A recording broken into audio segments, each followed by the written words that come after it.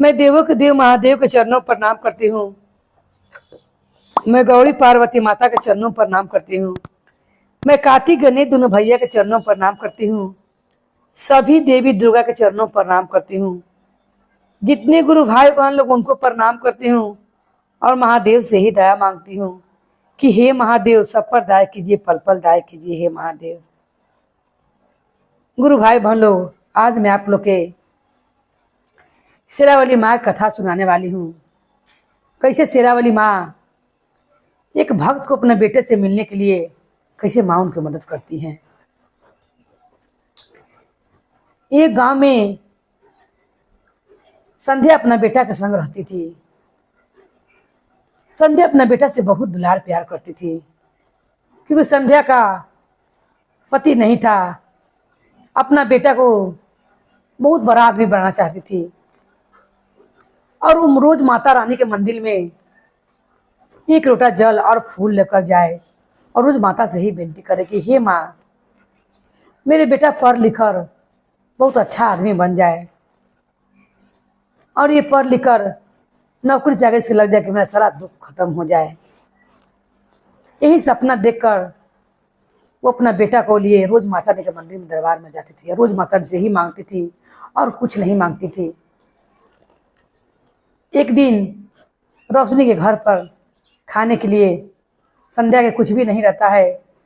संध्या क्या करती है कि गांव में एक सेठ जी रहते हैं, उनके घर पर जाती है और कहती है कि सेठ जी, मुझे अपना घर पर रख लीजिए और मुझे कुछ काम धंधा दे दीजिए कि अपना बेटा को मैं स्कूल का फीस भी निकाल सकूं और उसके लिए कुछ खाने के लिए इंतजाम भी हो जाएगा। सेठ जी अच्छे आदमी रहते हैं, कहते हैं कि ठीक है, पहले तुम खा लो और अपना बेटा के लिए जाकर उसे खिला दो और उसके स्कूल का फीस भी भर दो। उसके बाद तुम मेरे यहाँ झाड़ू पोछा के काम कर दिया करना।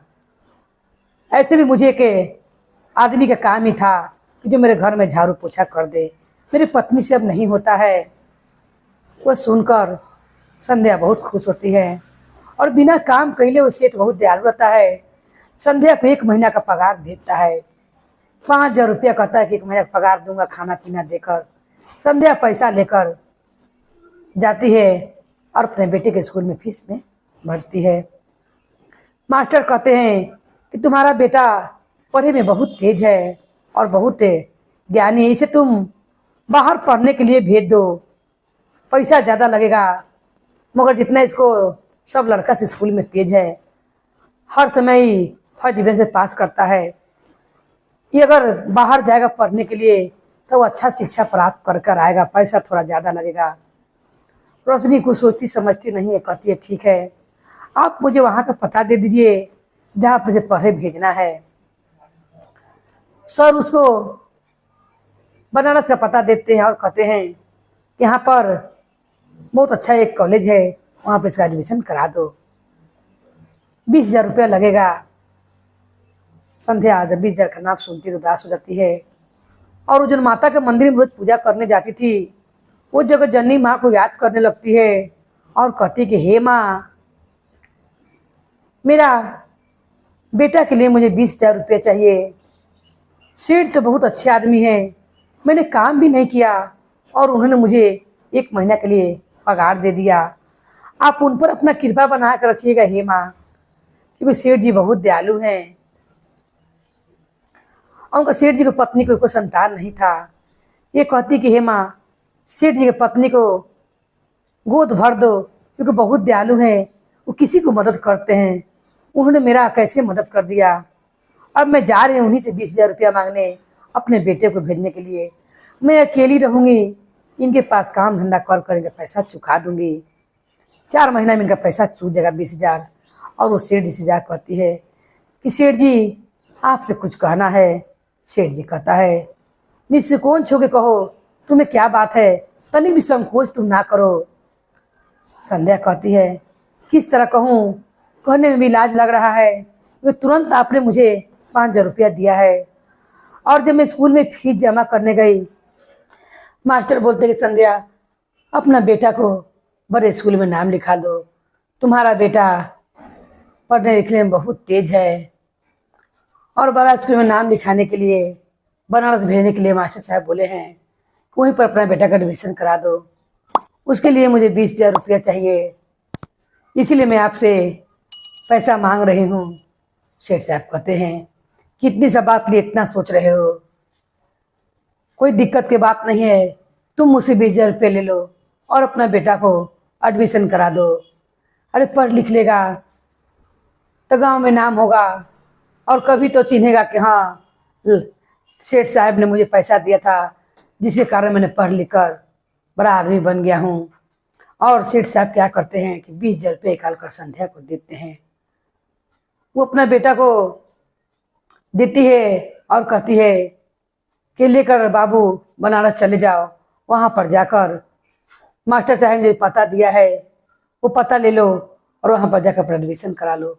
अच्छे मन लगाकर पढ़ना, पढ़ लिख कर बड़े आदमी बनना। और तब जो हमने कर्जा लिया है सेठ जी से उनका कर्जा चुका देना। संध्या का बेटा कहता है ठीक है माँ, जैसे आप चाहती हो वैसा होगा, मगर मैं आप ही के पास रहना चाहता हूँ।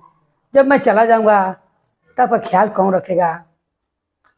संध्या कहती है कि एक गुद्दे है, सेठ साहब है ना, मैं यहीं पर रहूँगी, दोनों बेरा काम करने आऊँगी और खाना का तो कोई जरूरत नहीं पड़ेगा, सेठ जी से मिल जाएगा वो मैं खा लूँगी, तुम जाकर मन लगा कर पढ़ो। बेटा जब पढ़ाई करने के लिए बनारस चल जाता है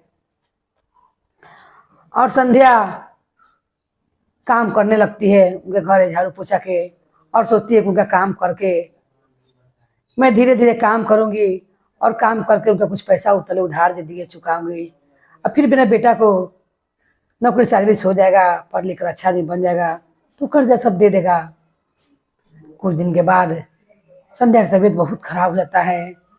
तब संध्या का हालत दम सीरियस हो जाता है। सेठ जी कहते हैं कि मैं तुम्हें बेटा को बताता हूँ फ़ोन करके कि तुम्हारी माँ की हालत बहुत ख़राब है, तुम माँ के पास चले आओ। संध्या कहती है अगर आप फ़ोन करके सेठ जी बताइएगा उसको पढ़ने में मन नहीं लगेगा और वो पढ़ाई आधा अधूरा करके मेरे पास चला आएगा। जगत जननी माँ सब संभाल लेंगी, शेरा वाली माँ खुद दयालु हैं, वो सब बेड़ा पार लगा देंगी।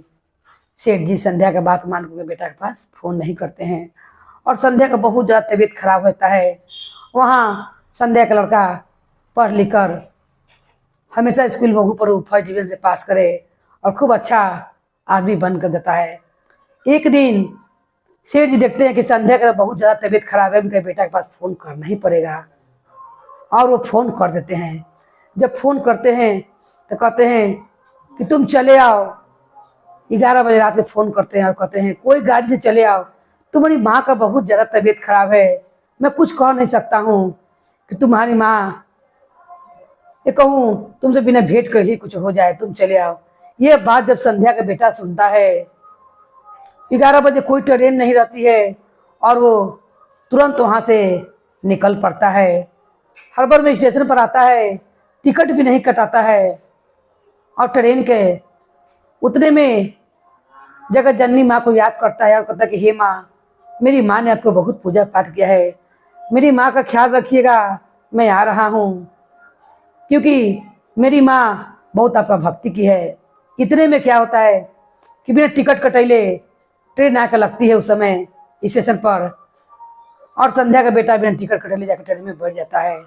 खाली पढ़ता है नाम, दुर्गा एक्सप्रेस ट्रेन का नाम लगता है। 2 स्टेशन गैला के बाद टीटी आता है और टिकट मांगता है संध्या के बेटा से। वो कहता है मेरे पास टिकट नहीं है। तब कहते हैं जो उसमें का पुलिस रहते हैं, कहते हैं कि तब तुम जेल में चलो जब टिकट नहीं कटाए हो। तो कहता है मेरी माँ का बहुत तबीयत खराब था, मैंने जिस कारण मुझे कुछ नहीं सूझा और मैं तुरंत फ़ोन सुनकर ट्रेन पर चढ़ गया। मैं झूठ नहीं बोल रहा हूँ, मुझ पर दया कीजिए। टीटी रहता है तो कहता है बहुत लोग बहाने बनाते हैं और ऐसी ट्रेन में चल जाते हैं, सब तुम्हें फ्री में ट्रेन में घूमल में छुड़ाता हूँ। जब जेल के हवा खाओगे खुद ही अपने आप तुम कभी ट्रेन में भी टिकट कटेले नहीं चढ़ोगे। उतने में जगत जननी माँ देखती हैं कि संध्या को जो हालत खराब है और संध्या के बेटा जब मुसीबत में है। जगत जननी माँ, करुणा से भरी माँ, उसी समय माता आती हैं और आके कहती हैं टीटी से कि मेरे पास बैठेगा, ये मेरा रिश्तेदार लगता है, इसे मत जेल खाने ले जाइए, जेल में मत ले जाइए। और माता के बात सुन के उसमें टीटी रहता है, जानता है ड्राइवर कोई अपना लगते हैं। माता गाड़ी के ड्राइवर बताती हैं कि मैं ही गाड़ी चला रही हूँ और मैं ही इस गाड़ी की ड्राइवर हूँ, ये मेरे साथ जाके आगे बढ़ जाएगा इंजन पर। और हाथ धरती हैं संध्या के बेटा का और ले जाके अपने साथ बैठा लेती हैं। तब कहता है संध्या के बेटा कि आप कौन हैं? कहती हैं माता जगत जननी कि तुमने सुना नहीं कि मैं ड्राइवर हूँ। संध्या का बेटा बोलता है आपका बहुत धन्यवाद जी, आपने मुझे बचा लिया, आपका नाम क्या है? तब माता जगत जननी कहती हैं इस ट्रेन का नाम दुर्गा एक्सप्रेस है और मेरा नाम भी दुर्गा है। मैं तुम्हें इतनी तेज गाड़ी चलाऊंगी कि तुम्हें जहाँ 3 घंटा का रास्ता है वहाँ तुम्हें मैं 1 घंटा में पहुँचा दूंगी, और तुम किस चिंता में हो? बताता है संध्या के बेटा कि माँ का बहुत तबीयत खराब है। जगत जननी माँ तो सब जनबे करते रहती है, मगर फिर भी संध्या के बेटा से पूछती हैं। और माता वहाँ पड़े के झूला रखता है, उसी में से माता एक फूल निकालती हैं और कहती हैं कि आज ही मैं गाड़ी पर चढ़ने के पहले मंदिर गई थी, वहाँ से मैंने माता रानी का फूल लाया है, ये फूल ले जाओ और जब उतरना तो अपनी माँ के माथा पर लगा देना, तुम्हारी माँ ठीक हो जाएगी। इतना तेज गाड़ी माता रानी चलाती हैं अपना भक्त को माँ से मिलाने के लिए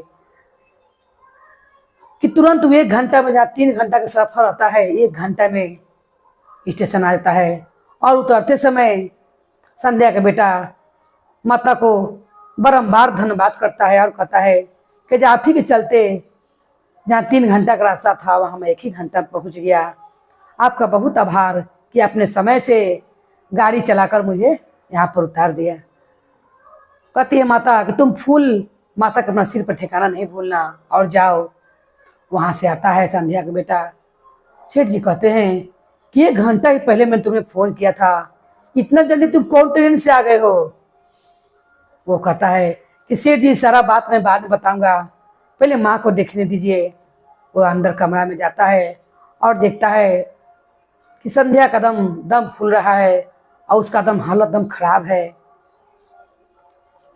उसी समय वो फूल ले रहता है, फूल को निकालता है और शेरावाली मैया के नाम लेकर अपनी माता के माथा पर टेकाता है।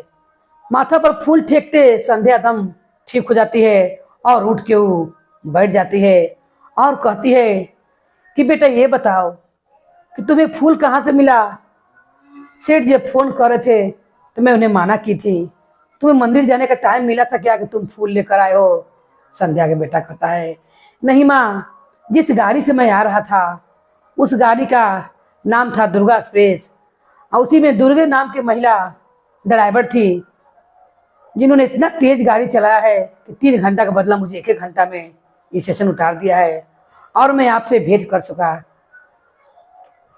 तब कहती है संध्या कि बेटा तुमने उन्हें पहचान नहीं पाया, वो और कोई नहीं, वो शेरावाली मैया थी जिन्होंने तुम्हें टाइम से पहले लाकर स्टेशन पर उतार दिया। और तुम्हें जो फूल दी हैं वो माता का चरण के है कि तुम जौन फूल मेरे माथे पर लगाए हो, देखो मेरा सारा दुख खत्म हो गया। वो ये परी शांति और संध्या के बेटा दोनों माता को नमन करते हैं और कहते हे मैया, आपने एक भक्त के लालसा को नहीं टूटे दिया और उनका बेटा को आपने समय से लाकर भेंट करवा दिया। तो जैसे माता ने संध्या पर कृपा किया और उतना लंबा रास्ता को माता ने 1 घंटा का रास्ता बना दिया जहाँ 3 घंटा का था। जगत जननी माँ वैसे सब पर कृपा करे जैसे संध्या पर की थी। और सबका कितना लंबा रास्ता हो, यही कहना जगत जननी माँ से कि हे माँ, सबका रास्ता आपकी कृपा से दम कम हो जाए, बुझाए नहीं कि इतना लंबा रास्ता जा रहे हैं। आपका कृपा दया ऐसी बना रहे। बोले शेरावाली माता भवानी की जय, भैरो भैया की जय, हर हर महादेव की जय।